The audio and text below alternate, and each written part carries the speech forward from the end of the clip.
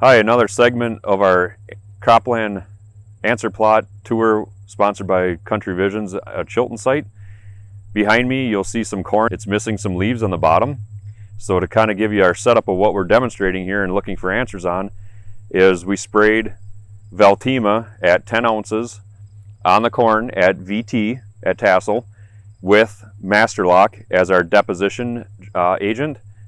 And what we're looking at is how much penetration can we get down in that canopy. We all know that the ear leaf is very important and we want to protect that ear leaf as best as we can from diseases.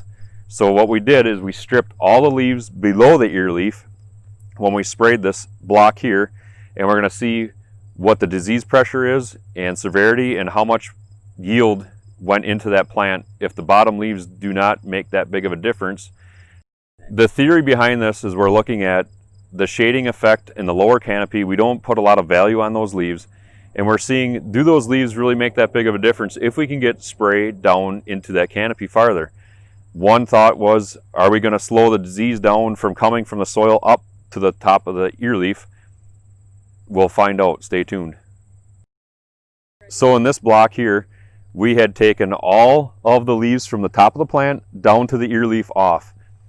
And the reason why we did that is to see if we can get that spray, when we sprayed it above the tassel, to come down and get as much penetration into that canopy as possible. A big talking point the last 2 years have been a lot of questions I've asked on, I would like to know what you thought about undercover.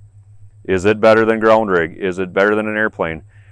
I don't have specifics. I don't have details on one or the other. It's a matter of covering some of the acres. I think looking at your fungicide response score is going to be the best indication to get a fungicide on that hybrid for number one. Number two is why we set this up, to see what we can learn.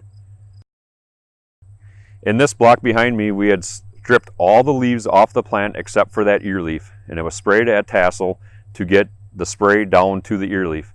We'll use that by checking with hand checks on cobs to evaluate the yield differences between the three blocks.